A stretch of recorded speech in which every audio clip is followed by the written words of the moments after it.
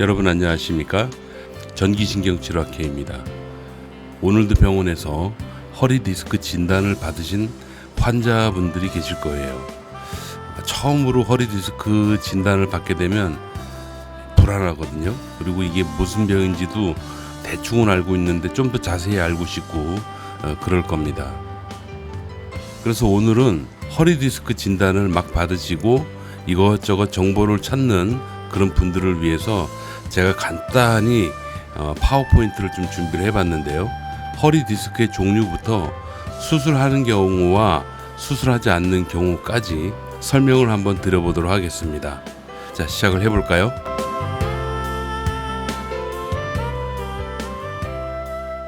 자, 허리 디스크 분류입니다. 눌린 디스크라고 그래요.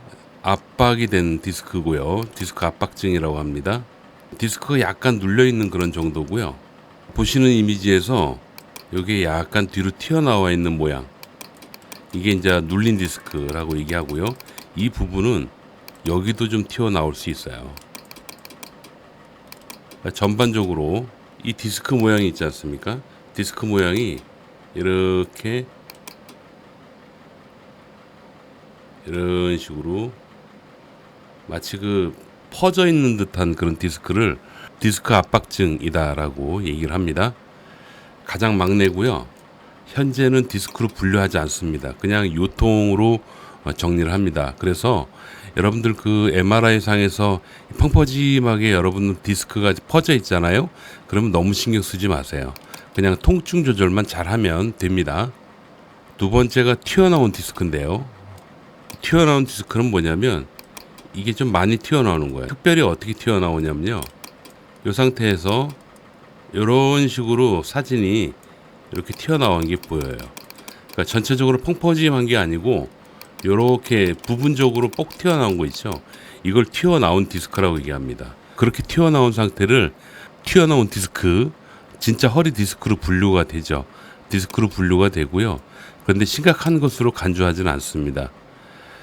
근데 많이 튀어나온 디스크가 있거든요. 많이 튀어나온 디스크는 어떻게 보시면 되냐면 그냥 이렇게 튀어나오는 게 아니고 이렇게 많이 튀어나옵니다.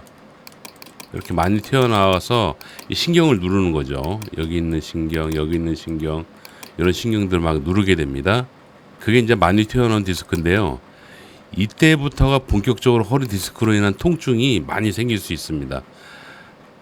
첫 번째 눌린 디스크나 튀어나온 디스크 이 정도 수준에서는 그냥 단순한 근육통일 가능성이 매우 높아요.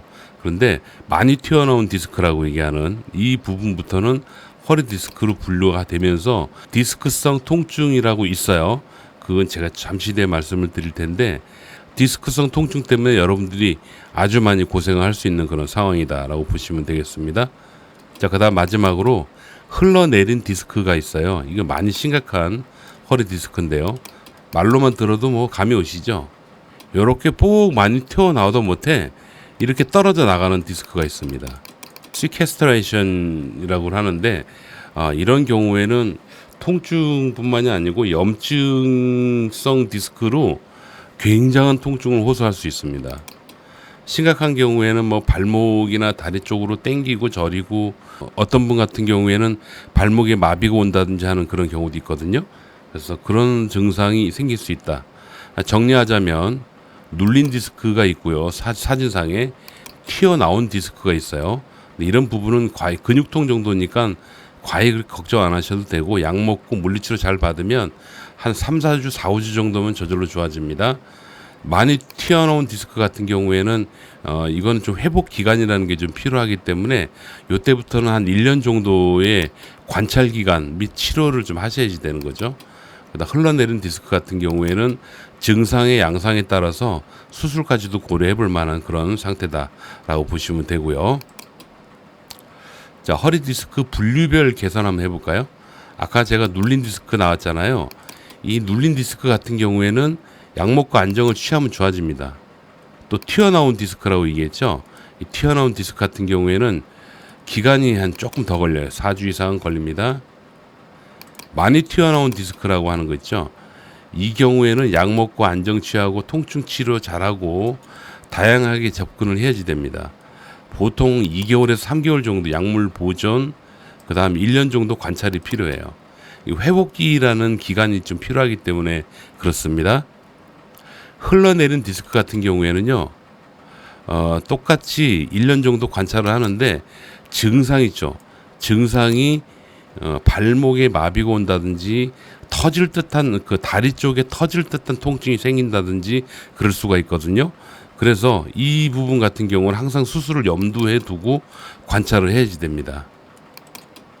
자, 수술 기준 좀 알아볼까요? 통증이 매우 심하고 통증 조절이 되지 않을 때, 아무리 좋은 약을 먹고 좋은 치료를 해도 통증 조절이 안 돼. 그것도 한 3, 4개월 정도 통증 조절이 안 된다. 그러면 삶의 질이 너무 무너지잖아요. 네, 그래서 그런 경우에는 수술합니다. 그 다음 디스크 파열된 부위와 환자의 신경학적 증상의 일치, 이 부분은 조금 설명이 좀 필요합니다. 디스크는 요추 3번, 4번, 4번, 5번, 5번, 1번 보통 여기서 디스크가 잘 터집니다. 근데 만약에 4번, 5번 레벨에서 디스크가 터졌다 그러면은 거기에 맞는 증상이 있어요. 이런 증상들이 있거든요. 그런데 디스크가 터졌는데 뭐 허벅지 안쪽이 아프다, 뭐 종아리에 내측이 아프다. 근데 이 부위가 요추 3번, 4번이면 좀 예가 다른데 요추 5번에 천추 1번이라는 부위가 있거든요. 그 부위에 문제가 있다 그러면은 이건 신경학적 증상이 아닙니다. 그래서 이 신경학적 증상은 여러분들 스스로 감별하기는 좀 어렵고요. 병원에서 감별을 해 주실 거예요. 좋은 의사 선생님이라면 당신은 요추 3, 4번에 디스크가 터졌는데 증상은 요추 5번, 천추 1번이야. 그래서 이거는 수술 안 해도 돼. 그냥 근육통이니까 치료 잘 받으세요. 라는 정도로 설명을 들을 수가 있겠죠. 아무튼 이 부분은 여러분들께서 병원에서 판단을 받으셔야 될 부분이라서 제가 이렇게 간단히 말씀드리고요. 확실한 건 뭐냐면 파열된 부위와 여러분들의 신경학적 증상이 일치할 때 수술하는 겁니다. 이 증상이 일치하지 않으면 수술하지 않습니다.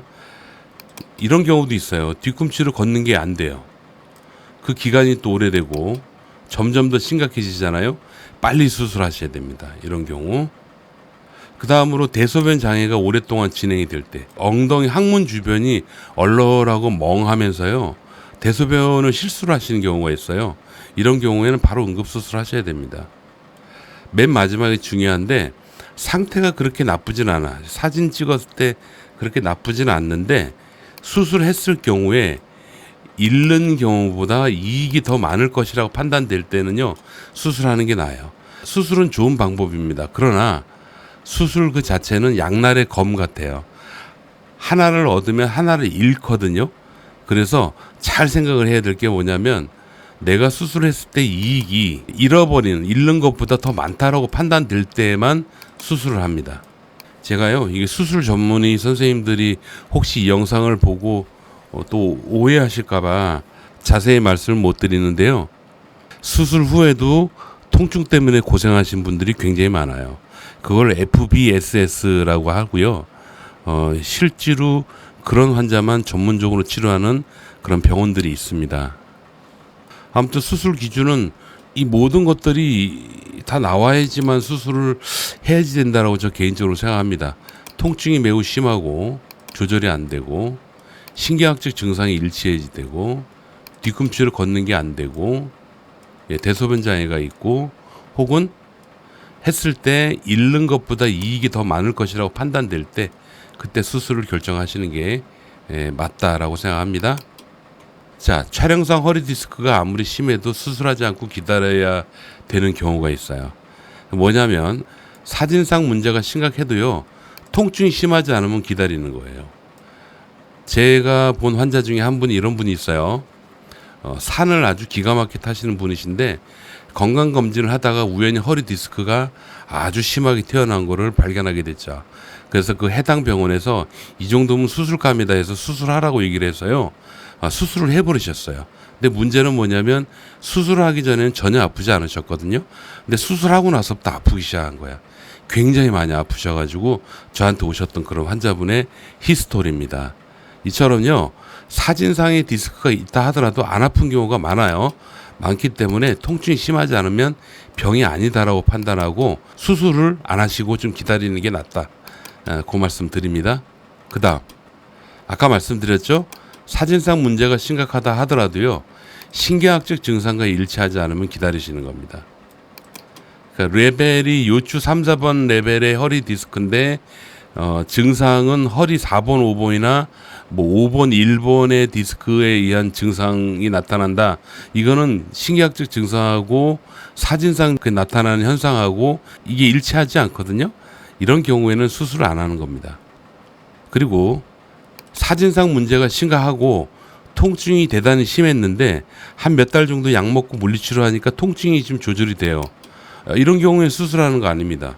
통증이 조절이 되면 허리 디스크는 병이 아니라니까요. 근데 그렇게 이해하시면 되겠습니다. 전체적으로 보면은 통증이 아주 중요하죠.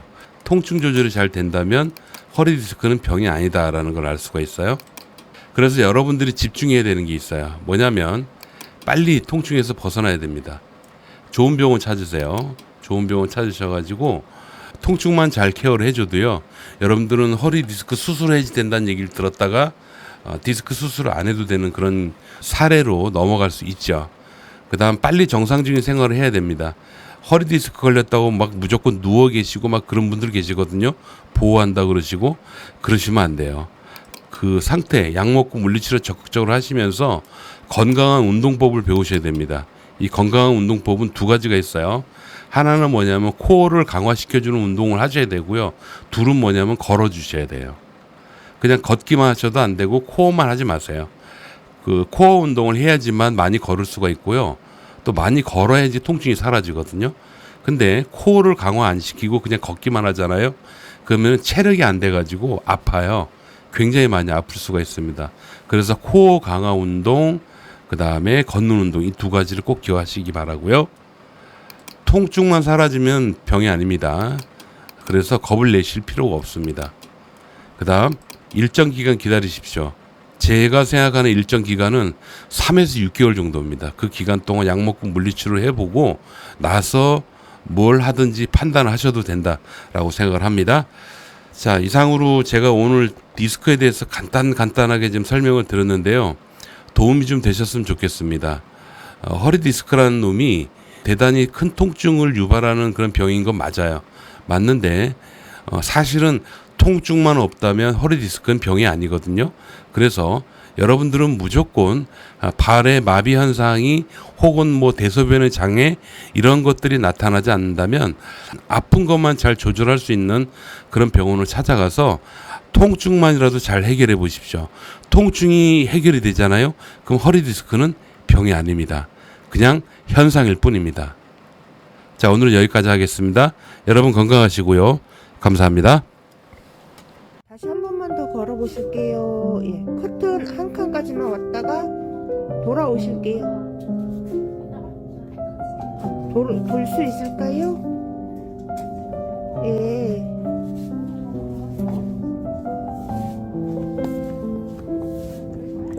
아까 많이 살아났었는데 여기 지하철 타고 왔거든요. 아, 그래서 지하철을 타고 오셨는데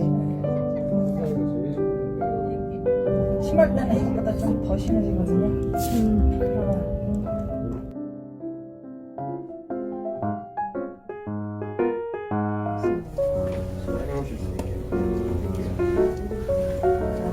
그러면 좀 걸어보실까요? 네. 아이고, 조심.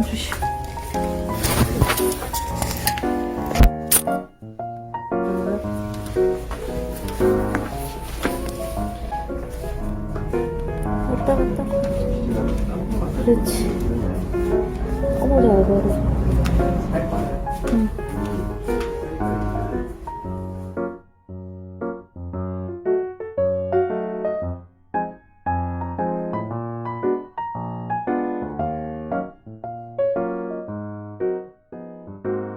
지금부터 전기신경 치료가 여러분들에게 어떤 도움이 되는지 간단히 좀 말씀을 드리도록 하겠습니다.